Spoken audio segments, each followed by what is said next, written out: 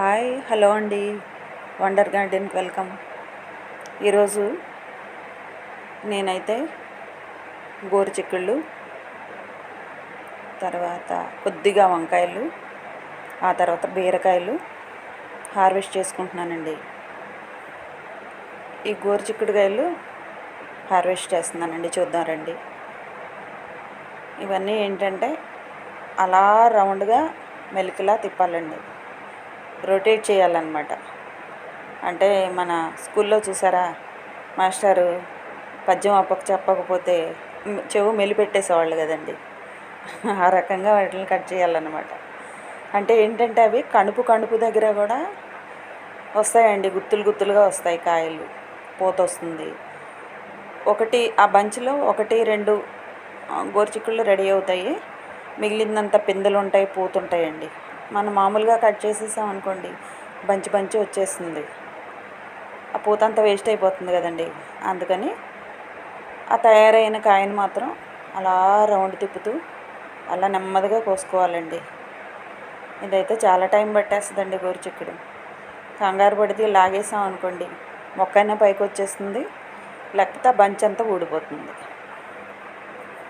ఈ గోరుచిక్కుళ్ళు ఒక 6 మొక్కలు అయితే వేసుకున్నానండి. అంటే ప్లేస్ ఎక్కువ లేక నాకు సరిపడా కొద్దిగా వేసుకున్నాను. అన్ని వెరైటీలు వేసుకోవాలి కదండి గార్డెన్లో. అలా కోసుకుంటే ఒకరోజు హార్వెస్ట్ చేసినవి ఒక 10 వచ్చాయి అనుకోండి, మళ్ళీ 2 డేస్ తర్వాత మళ్ళీ ఒక 10 వచ్చాయి అనుకోండి, అలా మళ్ళీ 3rd డేని మళ్ళీ ఒక 5-6 వచ్చాయి అనుకోండి, అలా పక్కన పెట్టుకొని మొత్తం అన్నీ ఒకేసారి వాడుకుంటానండి. అలా జాగ్రత్తగా కోసుకోవాలండి. వీటికి మనం పెద్దగా ఏమీ పోషకాలు అవసరం లేదండి. అన్నిటితో పాటు మామూలుగానే నేను రెగ్యులర్గా మస్టర్డ్ కేకు, గ్రౌండ్నట్ కేకు ఇవి నానబెట్టేసి 1:10 రేషియోలో ఇస్తుంటానండి. అది కాకుండా వర్మీ కంపోస్ట్ ఇస్తాను, అప్పుడప్పుడు వేప పిండి ఇస్తాను. ఏదైనా చీడ అది వస్తే, దీనికి మాత్రం చీడ తక్కువ అండి, బాగా తక్కువ వస్తుంది. చీడ వస్తే మాత్రం నీమ్ ఆయిల్ స్ప్రే చేస్తానండి. పుల్లటి మజ్జిగ కూడా చేయొచ్చు. మనం బియ్యం కడిగిన నీళ్ళు ఉంటాయి కదండి, అవన్నీ స్టోర్ చేసి 3 డేస్కి ఒకసారి ఇస్తుంటానండి. ఒక్కొక్కసారి ఒక్కొక్కలాగా, అంటే సీనియర్ గార్డెనర్స్ ఉంటారు కదండి, వాళ్ళ ఛానల్స్ అన్నీ చూసి ఫాలో అయ్యి ఇలా క్రియేట్ చేసుకున్నానండి. అలా కొన్ని గోరుచిక్కుళ్ళు అయినాయి అనుకోండి, మళ్ళీ ఇంకో 2 డేస్ తర్వాత మళ్ళీ అలా 3rd డే కొన్ని అట్లా పక్కన పెట్టుకుంటానండి. గోరుచిక్కుళ్ళు చాలా మంచిదండి హెల్త్కి. రిచ్ ఫైబర్ ఉంటుంది, బాగుంటుంది. కంపల్సరీ తినాలండి మనం. గోరుచిక్కుడు అయితే పిల్లలకి పెట్టాలి. ఇలా కోసుకుంటానండి నేను. ఇవి ఏంటంటే స్ట్రైట్గా అలా పెరుగుతాయండి, కణుపుకి వస్తాయి. ఆ తర్వాత కొద్దిగా వంకాయలు ఉన్నాయండి, అవి కూడా తెంపేసుకుందాం. ఈ వంకాయలు ఏంటంటే ఇప్పుడిప్పుడే స్టార్ట్ అవుతున్నాయండి. ఇవి కూడా అంతే అండి, రెడీ అయిన మటుకు హార్వెస్ట్ చేసేసుకొని పక్కన పెట్టుకొని మళ్ళీ 2 డేస్ తర్వాత మళ్ళీ కొన్ని కాయలు వస్తాయండి.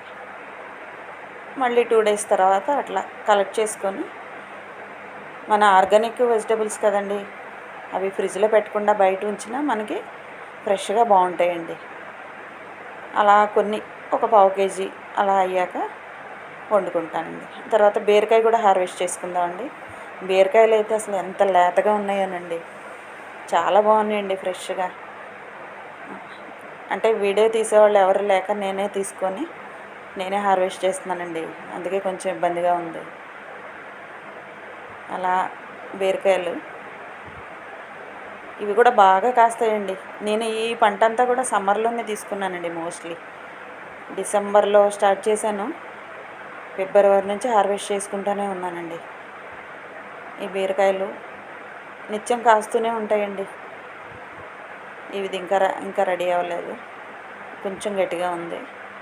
ఇది తీసేసుకోవచ్చండి.